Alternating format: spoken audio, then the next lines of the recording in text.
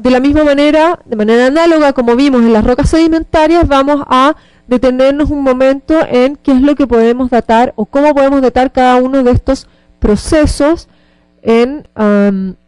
para las rocas metamórficas. Si quisiéramos datar el protolito, al igual que las rocas sedimentarias, la metodología más confiable y la más fácil de utilizar son las edades uranio y plomo en circones. En este caso pueden ser cosas in situ, digamos, o sea, mediante mecanismos in situ o con grupos de minerales dependiendo de la técnica que queramos ocupar. Y los circones, además de resistir a la meteorización en la superficie terrestre, resisten altos grados de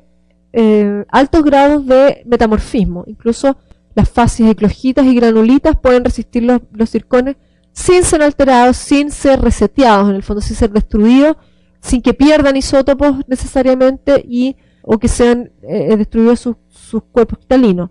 Incluso si las rocas corticales llegan a fundirse y generar magma, los circones pueden sobrevivir a esos magmas y pueden quedar núcleos heredados. Entonces tenemos cristales que están formados por núcleos antiguos y anillos mucho más recientes que reflejan la última cristalización magmática.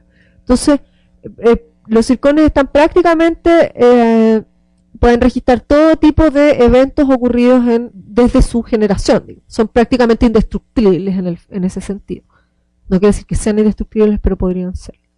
Podemos también ocupar el método de samario-neodimio en roca total. Esto es cuando tenemos grados metamórficos bajo las fases anfibolitas, cuando tenemos esquistos la parte más baja de anfibolita o los esquistos verdes. Podríamos tomar la roca total, hacer una datación y tendríamos la edad del protolito, porque aunque podamos generar una homogeneización isotópica en ciertos minerales, a nivel de la roca total no la vamos a generar.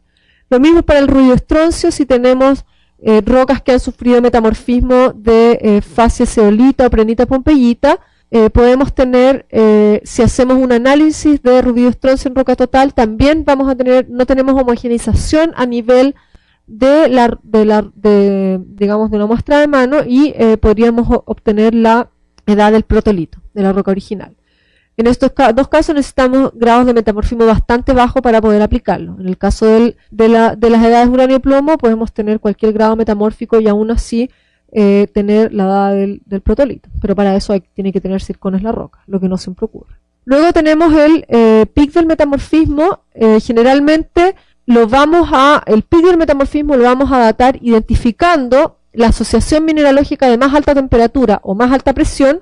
Generalmente está dada por la temperatura, recordemos que la temperatura es la más importante, y tomamos esa asociación mineralógica y la ocupamos con un método geocronológico específico. Por ejemplo, el samario-neodimio en el granate, el lutecio afmio en el granate o en la lausonita. La lausonita es un mineral que aparece de manera significativa en las rocas de fase esquistos azules y eclogitas, es decir, de alta presión.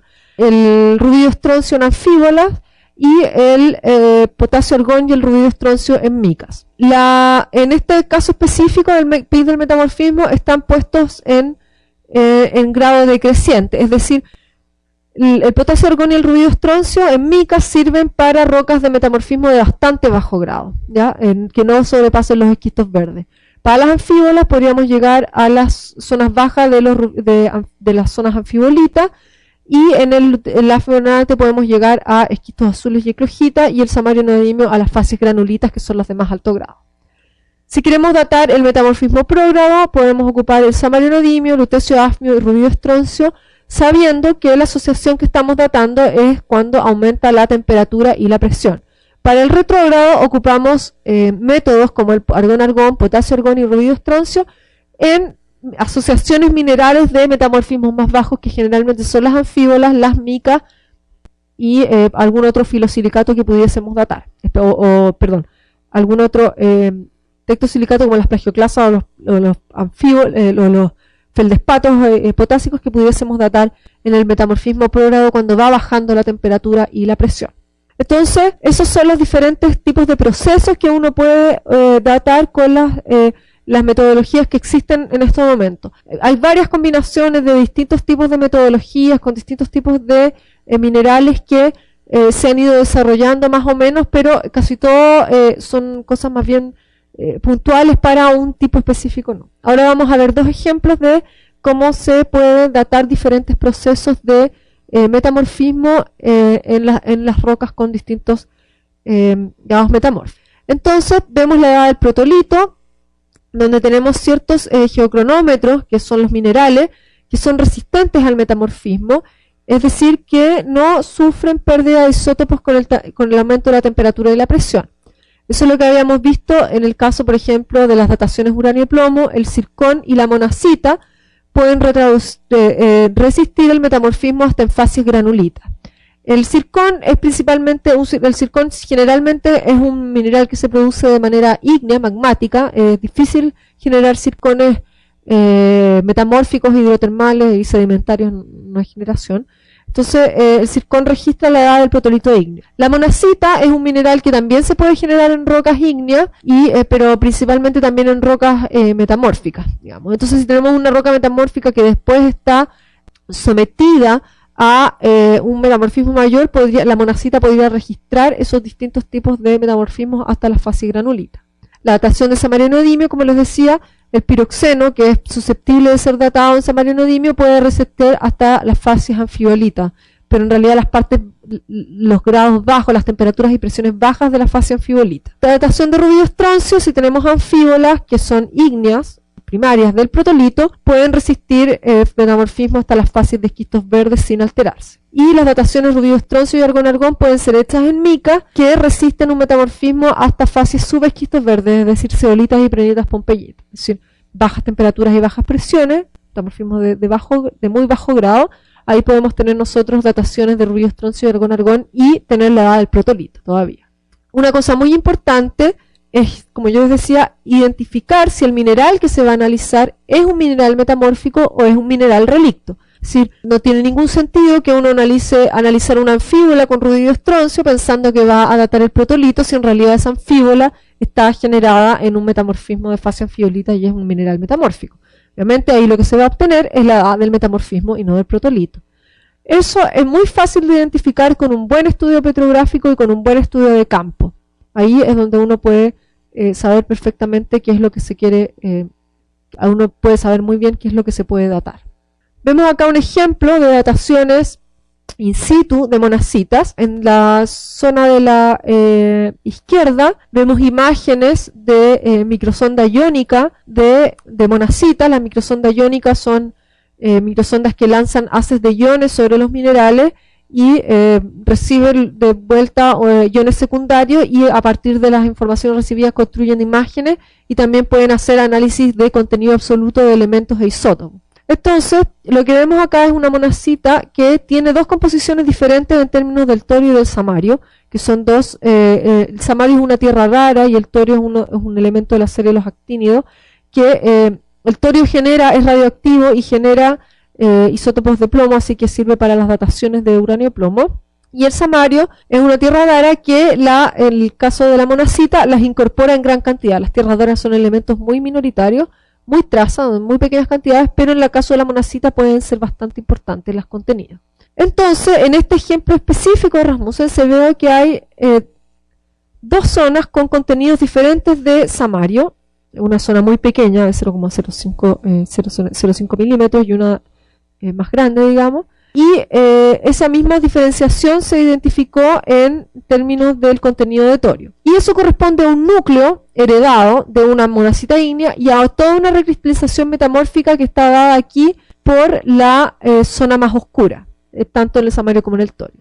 Una edad en este núcleo más claro de uranio y plomo representada aquí en el gráfico de la Concordia, dio 2,160 millones de años, e incluso también una edad más antigua de 2,8 millones de años. Entonces, finalmente, en este caso específico, la edad de 2,8 gigaaños es la que interpretada como la edad original, la 2,16 es la edad mixta, un poco reseteada, y las edades de cristalización metamórfica es 1.652 millones de años, que corresponden a dataciones en todo este borde de color más oscuro. Entonces, ¿qué es lo que datamos ahí? Datamos la edad del protolito y datamos la edad del metamorfismo y algunas edades mixtas intermedias que no se sabe, no es tan fácil de interpretar. Entonces, las edades azules representan las edades que serían del protolito y mixtas, es decir, 2,8 gigaños, 2.800 millones de años, y 1.650 millones de años es la edad del metamorfismo. Podemos identificar ahí ambas cosas. En este caso se hace un estudio muy específico de un mineral, con la imagen de un mineral específico, digamos, y datando en un punto muy, muy, muy pequeño, de 1 micrón, 5 micrones de diámetro, digamos, es el impacto sobre la zona más del relicta. Y obviamente, previo a esta datación, los autores identificaron específicamente que estas monacitas tenían un potencial de ser también minerales relictos, no solamente minerales metamórficos, sino que también representaban núcleos ígneos relictos. Si queremos datar la edad del pic metamórfico, podemos utilizar, como yo les había dicho, distintos tipos de asociaciones que uno identifica que pertenecen al grado metamórfico más alto, ¿ya?